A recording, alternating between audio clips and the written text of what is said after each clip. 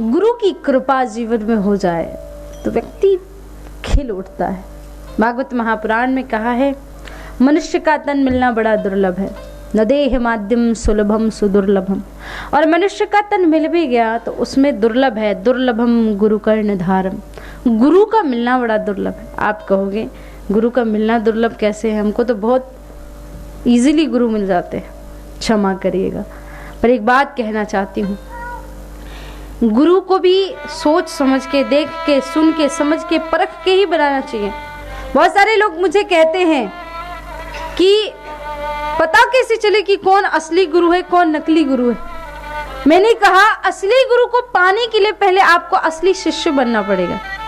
पहले खुद के अंदर भी तो क्षमता होनी चाहिए। शेरनी का दूध चाहिए तो सोने का ही पात्र चाहिए, आप पीतल, तांबा और स्टील में नहीं डाल सकते। हर एक व्यक्ति की योग्यता के अनुसार योग्य व्यक्ति होता है।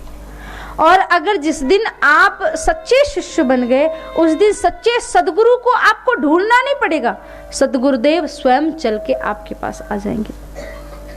और जीवन में सतगुरु ऐसा ही व्यक्ति होना चाहिए जो हमें इस भव सागर से उस पार लेकर के जाए। न देह माध्यम सुलभम सुदुर्लभम प्लवम सुकल्पम गुरुकर्ण धारम मयानुकूलेन नभस्व तेरितम पुमान भवाब्दिम न तरेत स आत्मा। देखो, मैं कोई तर्क वितर्क नहीं कर रही हूं, लेकिन मैं आप लोगों को, मैंने कल भी एक शब्द कहा था, उसको थोड़ा सा विस्तार से आज बताती हूं कि मैंने कल कहा था कि गुरु की पूजा करना कोई बुरी बात नहीं है। गुरु की मूर्ति, गुरु की तस्वीर मंदिर में रखना कोई बुरी बात नहीं है, बिल्कुल शौक से पूजा करिए। लेकिन गुरु की मूर्ति के सामने आप भगवान की मूर्ति हटा करके रख के सिर्फ गुरु की पूजा करें, वो गलत है। कभी कोई सच्चा सदगुरु ये नहीं चाहेगा कि मेरा शिष्य मेरी ही पूजा करे, भगवान को छोड़ दे। गुरु का काम है भगवान से मिलाना, ना कि स्वयं भगवान बन करके बैठ जाना। आपने एक दोहा सुना होगा, लोगों ने उस दोहे का अर्थ का अनर्थ कर दिया। अपने अपने हिसाब से उस दोहे को लोगों ने अपना अपना ही उन्होंने एक्सप्लेन किया कि ऐसा ऐसा ऐसा होता है। दोहा है, गुरु गोविंद दोऊ खड़े काके लागो पाए, बलिहारी गुरु आपनो गोविंद दियो बताए।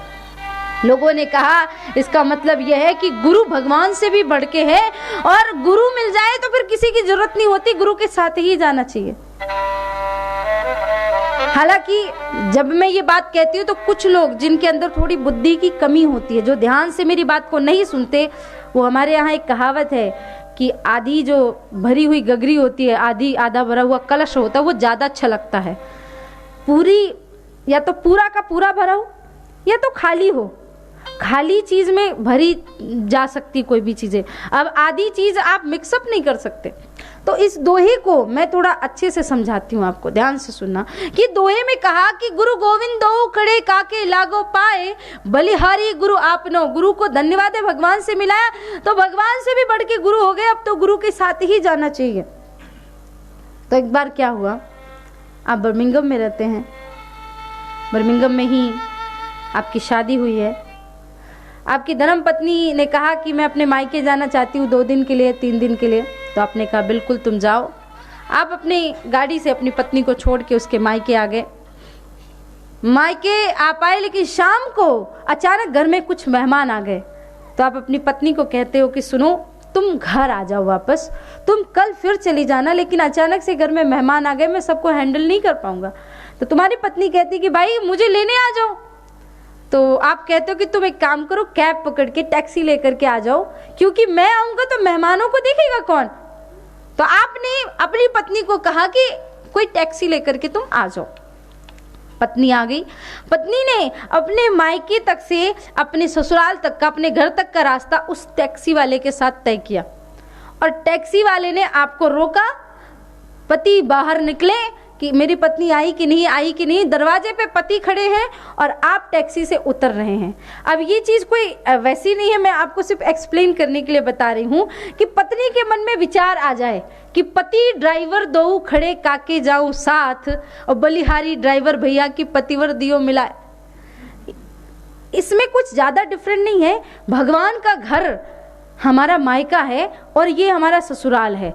हमने ये जो दूरी तय करनी है वो ड्राइवर के साथ, यानी गुरुदेव जो है वो हमारी इस भव सागर की नैया के ड्राइवर हैं और गुरुदेव का काम है भगवान से मिलाना।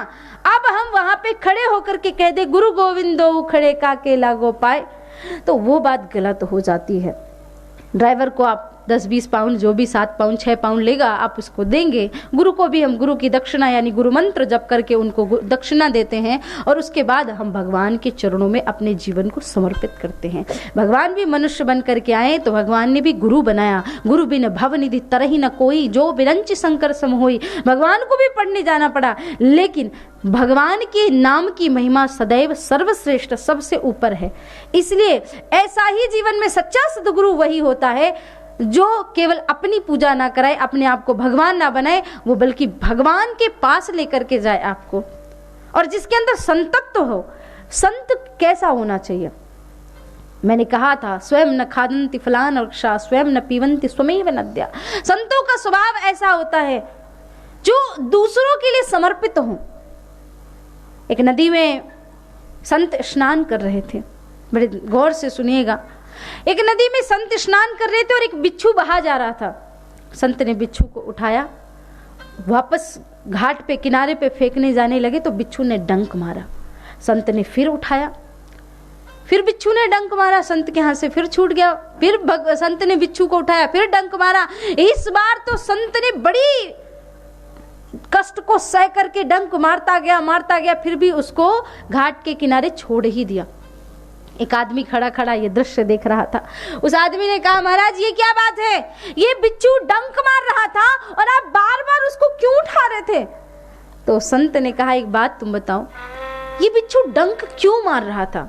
उस आदमी ने कहा, क्योंकि बिच्छू का स्वभाव है, वो जिसको भी स्पर्श करता है डंक से ही स्पर्श करता है। तो बोले, अरे मूर्ख प्राणी, जब इतना सा बिच्छू अपना स्वभाव नहीं छोड़ सकता तो मैं संत होकर के अपना स्वभाव कैसे छोड़ दूं? बिच्छू का काम है डंक मारना और संत का काम है डूबते हुए को बचाना, तो मैं तो उसे बचा रहा था। हमारा ये संत का स्वभाव है, ये संत का कार्य है। संत ऐसे ही होते, फकीर ऐसे ही होते। इसीलिए कहा कि संत कैसे होते हैं। एक संत का स्वरूप जो होता है वो ऐसा होना चाहिए जो हमें भव सागर से पार करा दे। मिले कोई ऐसा संत फकीर पहुंचा दे भव दरिया के तीर पहुंचा दे भव दरिया के तीर। कैसा संत होना चाहिए? और संतों के जीवन में कोई फिक्र, कोई चिंता नहीं होती। फिक्र सबको खा गई, फिक्र सबका पीर, जो फिक्र की थाती करे उनका नाम फकीर।